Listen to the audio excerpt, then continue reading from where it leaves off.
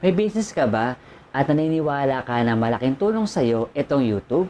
Then nag-iisip ka ng mga video topics na pwede mong gawin sa channel mo? Problem solved! Kasi for today's video, magbibigay ako ng mga video topic ideas na pwede mong gawin dito sa channel mo para makatulong sa'yo to convert your viewers into potential clients or customers.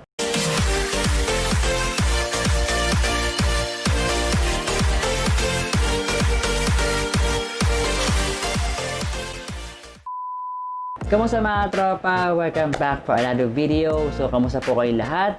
At bago pa tayo magsimula, kung bago ka dito, ako nga pala si Jay. Gumagawa ako ng mga videos about taste test, mukbang, at mga tips and advices na rin po regarding how to save money, productivity hacks, at mga YouTube tips na rin po. Kaya kung ikaw hindi ka pa nakasubscribe sa channel ko, please do mag-subscribe ka na. I-click mo lang yung subscribe button dun sa baba, pati ang bell notification na katabi naman ito para ma-notify ka sa mga susunod na uploads ko.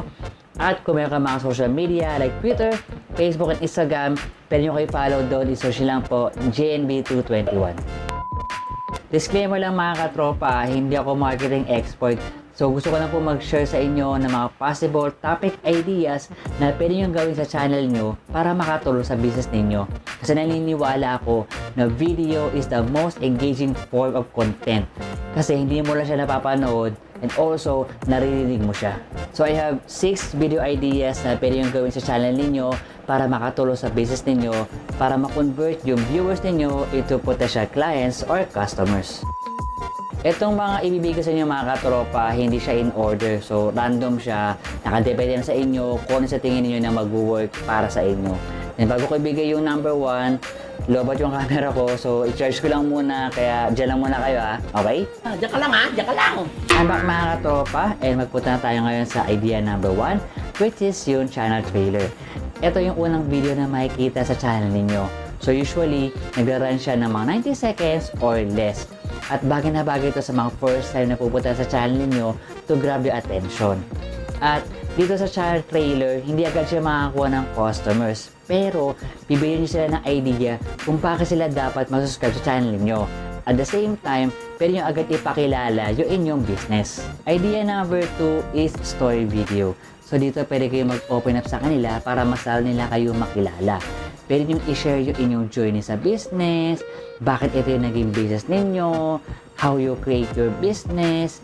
Pwede nyo rin i-share yung inyong mission and vision, paano yung purpose ng business ninyo para sa kanila, o ano yung purpose ng business ninyo para sa kanila, at yung mga kung ano pang mga bagay.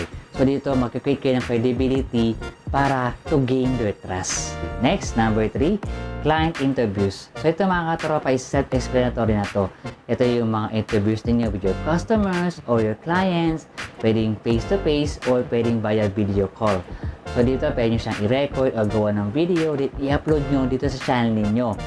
Then pwede nyo silang tanongin kung ano yung naging kanilang personal experience to work with you at yung kanilang mga masasabi about sa inyong mga products and services na ino-offer.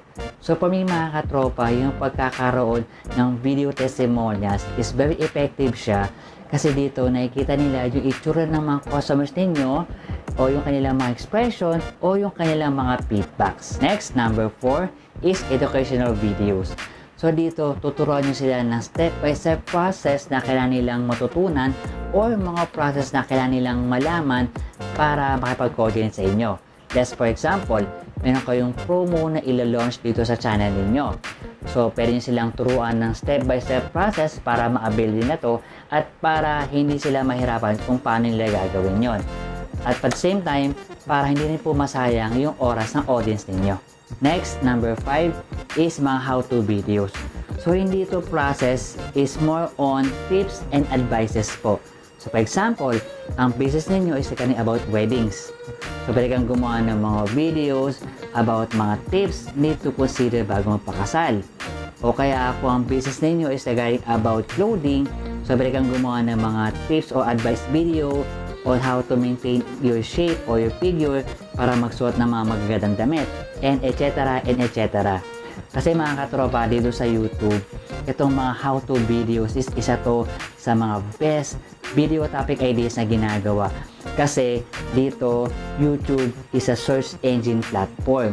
So, dito magkakaroon ka ng mga bagong viewers para mas mag-grow pa lalo yung mga audience mo, and eventually, pwede mo silang maging potential customers o potential clients. Last, number 6 is yung mga FAQ videos. Dito gagawa ka ng mga videos para sagutin yung mga frequently asked questions nila. Pwedeng one question per video, tapos pwede mo i-elaborate at pwede mo bigyan ng example para mas madali nilang maintindihan. Para saan mga katropa, ito very engaging. Kasi dito nasasagot ninyo yung mga usual na mga inquiries o yung mga questions nila. So do you have it mga katropa, yung ating mga video topic ideas for business. At sana po nakatulong po ito sa inyo na makapagsimula na po ng inyong YouTube channel para to grow your business. Yeah? At kung mayroon po akong mga nakalimutan na sa tingin ninyo is po pwede, huwag po kayo mahihiya, comment lang po kayo sa baba para makatulong po sa mga iba pa pong makakapanood po nito. Okay? Kaya kung nagustuhan niyo po itong video na to, don't forget to give me a thumbs up, comment, and subscribe ka na kung di pa nakaka-subscribe. Don't forget yung bell notification para ma-notify ka sa mga susunod na uploads ko. At kung meron ka po mga social media like Twitter, Facebook, and Instagram, pwede nyo po kayo follow doon. I-search nyo lang po JNB221. Kaya kita-kita po ulit tayo sa susunod na video. Peace yo!